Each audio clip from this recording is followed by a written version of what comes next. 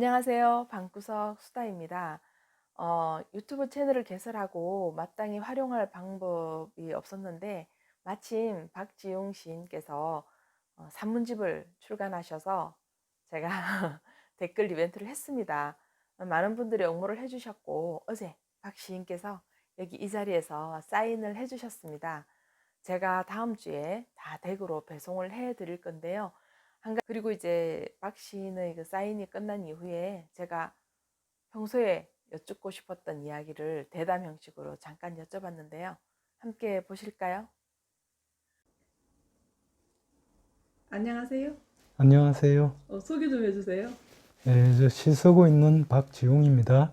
오늘 저희 이 서재에 오셨는데 왜 오셨어요? 오늘 사인하러 왔어요. 어떤 사인이요? 당신은 시를 쓰세요. 나는 고양이 밥을 줄 테니. 저 유튜브 채널 개설했는데 박 시인님 얘기가 훨씬 많이 올라갔어요. 시 쓴 지 얼마나 되셨어요? 저는 중학교 때부터 썼으니까 지금 한 35년쯤 됐네요. 직업이 시인이시네요, 이제. 그렇죠. 오래전부터. 예, 저는 중학교 때부터 직업이 시인이었습니다. 만족하세요? 만족합니다. 어떤 점이 이렇게 만족스러우세요? 시가 아니었으면 형편없이 살았을 것 같아요.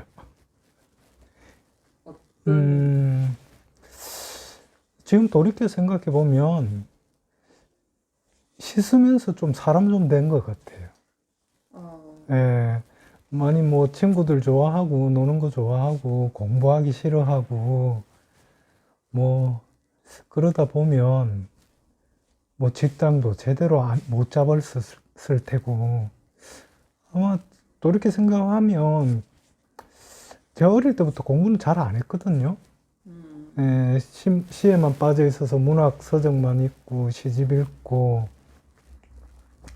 그리고 뭐 친구들도 좋아하긴 했지만 또 따돌림 당하는 경우도 많이 있었어요. 또 여러 여건상. 그래서 혼자 있는 시간도 많았고 그리고 또 고등학교 때는 그 해양고등학교라고 해양고등학교 예, 나오셨어요? 해양고등학교 나와가지고 이제 마도로스가 되는 게 꿈이었는데 또 뭐 그게 뜻대로 되지를 않았어요. 예, 그러면서 더 시에 좀 빠졌던 것 같아요. 박 시인님 시는 그렇게 사랑 이야기보다 삶에 대한 얘기가 좀 많은 것 같아요. 사랑 이야기는 다른 분이 잘 쓰시니까 저는 뭐 원래 사랑은 많은 사람이지만 시에서는 사랑보다는 사람 받지 못하는 사람들의 이야기, 그 사람들이 살고 있는 공간이나 그 시간들 그런 것들을 좀 들여다보려고 하고 있습니다. 지금까지 몇 권 정도 내셨어요? 지금 비공개적으로 나온 게 한 권 있고요. 그거는 제가 어릴 때 습작 시절에 썼던 시집이 하나 있고, 그 다음에 정식 출판 등단하고 난 이후로는 3권 있고요. 내년 2월 달 되면 또 새로 책이 한 권 나올 겁니다. 산문집은 이번에 처음 나오신 거예요? 예, 산문집은 처음 나왔죠. 오. 쓰기하고 산문 쓰기하고 어떠세요? 시인님 입장에서는? 저는 그 대학교 때 문장 결벽증 같은 걸 좀 알아가지고 문장이 완벽하지 않으면 레포트를 못 냈어요. 그 정도로 이제 글자 문장 하나에 공을 좀 많이 들였었는데 오히려 이제 대학교 리포트를 통해서 그걸 좀 극복을 했고요. 워낙에 많이 냈으니까요. 그리고 지금 시와 산문, 이 운문과 산문의 차이는 저한테는 좀 뭐 거리가 멀어요. 거리가 먼 것이었고 물론 이제 시 쓰다 보면 문예 잡지로부터 이제 산문 청탁도 함께 오기도 해요. 그러면 되도록이면 이제 거절을 하는 편이었지만 그래도 그렇게 한 편, 두 편 썼던 게 어느 정도 좀 모여서 이번에 산문집을 내는데 좀 도움이 됐던 것 같고요. 글쓰기의 특징 자체는 완전히 다르잖아요. 산문 같은 경우는 특히 이제 생활 에세이 같은 경우는 나를 많이 드러내야 되는 차원이고요. 또 시 같은 경우는 나를 화자를 대신 내세워서 나를 숨겨놓고 작업을 할 수 있는 장르라서 시는 저한테는 좀 편안한 장르고요. 산문 같은 경우는 이제 다 끄집어내야 되고 숨기고서는 이야기 자체가 진행이 잘 안 되니까 산문 같은 경우는 저는 좀 어렵다. 근데 이번에 산문 한 편 쓰고 나서는 어쩌면 마지막 산문일 것 같다. 오, 진짜요? 예, 그러면 안 되는데. 마지막 산문일 것 같다. 그런 생각을 했어요. 산문집이죠. 산문은 뭐 한두 편은 또 청탁에 오면 마지못해 써야 될 일도 있을 테니까, 바쁘기 때문에. 예, 그거는 장담을 하지 못하지만, 이렇게 묶어내는 거는 또, 예, 앞으로는 거의 힘들지 않겠나 하는 생각을 합니다. 네. 시 쓰기 교실에 연세 드신 분 되게 많이 오시죠? 네, 지금도 많이 오세요. 왜 나이 들면 사람들이 시를 쓸까요? 저 그거 여쭤보고 싶었어요. 드디어 꿈을 찾아 가는 거죠. 시 쓰는 게 꿈인가요? 그럼요. 그분들은 대부분 어릴 때 문청 시절 보냈던 분들이에요. 소녀 시절, 소년 시절에 시를 꿈꾸고 문학을 좋아하던 분들이었거든요. 그래도 이제 대학을 가고 밥벌이를 해야 되고 또 결혼을 하고 가정을 이루고 꾸리고 그렇게 나가다 보면 사실 이제 자신의 꿈에서 멀어질 수밖에 없는 그런 구조잖아요. 우리 사회 자체가. 그래서 이제 자식들 다 이제 떠나보내고 또 아내 노릇 또는 남편 노릇을 끝낸 뒤에 비로소 이제 본인이 정말 살고 싶었던 본인의 모습을 향해서 이제 나아가는 거죠. 그리고 살아보니까 물질보다는 정신이 귀하더라. 이런 것을 또 깨우치신 바도 있을 테고요. 그래서 이제 시라는 장르를 통해서 나머지 그 인생 후반기 이모작을 그렇게 새롭게 좀 꾸며가려고 하는 것 같아요.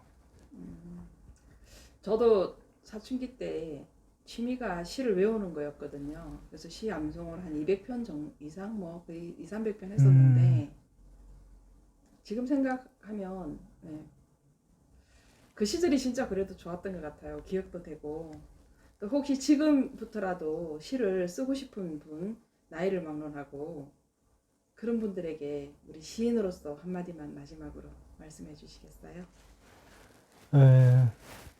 시를 쓰려고 하시는 분들이 좀 어렵게 생각하시는 게 시는 쓰기가 어렵다 이런 생각을 많이 가지고 접근을 하세요. 그리고 이제 그동안 왜 안 썼느냐 이렇게 물어보면 쓰고 싶었는데 어떻게 써야 될지 몰라서 그 방법적인 부분에서 문제가 있어서 못 쓴 분들도 있고 기본적으로 시라는 것은 정말 어려운 장르다 이렇게 생각을 해서 내가 누군가한테 사사받지 않으면 또 전문 기관이나 이런 교육 과정에서 공부하지 않으면 내가 쓰고 있는 것이 정말 시인지도 모르는 경우들도 많고 그렇게 해서 이제 조금 그 시에 대한 어떤 개념이 정리가 안 되신 것 같아요. 그래서 나이 드신 분들이 이제 오시면 그래도 습작시라고 내놓으세요. 가지고 오시는데 보면 오히려 지금 현재 기성 시인들이나 또 오랫동안 또 교육기관에서 시를 배우신 분들보다 훨씬 나은 경우가 많아요. 왜냐하면 교육기관을 통해서 이제 지금 젊은 친구들도 시를 배우는 분들이 많고요. 그리고 어릴 때부터 이제 시를 공부해서 심지어 문학 전사라고까지 제가 지칭을 하는데 그만큼 이제 투철하게 치열하게 시를 쓰는 친구들도 많아요. 물론 그 친구들도 저는 응원을 하지만 이제 새로 연세 드시고 나서 시를 쓰려고 하시는 분들 시를 너무 어렵지 않다. 시 쓰는 거는 어렵지 않다는 말씀을 드리고 싶어요. 그리고 시는 형식이 없습니다. 그러니까 우리가 어릴 때 초등학교 때 시의 형식, 뭐 정형시, 뭐 안에 구조는 어떻고 저떻고 수사법은 어떻고 저떻고 이런 여러 가지 공부하지 않습니까? 시 쓰는데 사실 그러한 어떤 외형적인 부분들은 전혀 필요가 없습니다. 내 마음속에 있는 이야기들을 상징과 압축 그리고 메타포를 통해서 드러내는 방식인데요. 산문과 달리 시는 너무 압축을 해야 된다. 너무 상징적으로 가야 된다. 또 반드시 은유가 있어야 된다. 이렇게 배웠을 거예요. 산문과는 달리. 그게 산문과 다른 차별점이다. 그래서 시의 쓸 때는 그렇게 써야 된다고 이제 배우셨는데요. 요즘 현대 시의 흐름은 꼭 그렇지도 않습니다. 내재율도 없고 외재율도 없고 형식적인 부분도 굉장히 자유롭습니다. 그래서 처음에 어려우시면 그냥 산문을 쓴다, 일기를 쓴다 생각을 하시고 그냥 편안하게 자기가 가지고 있는 마음속의 일들을 생각하는 바를 써 나가시면은 그게 가장 좋은 시입니다. 저는 시 쓸 때 사람들한테 가장 강조하는 게 진정성이거든요. 거짓됨 없이 멋지게 쓰려고 하지 말고 그냥 내 마음속에 있는 걸 그냥 차분하게 내려놓는다. 그런 마음으로 쓰시면 됩니다.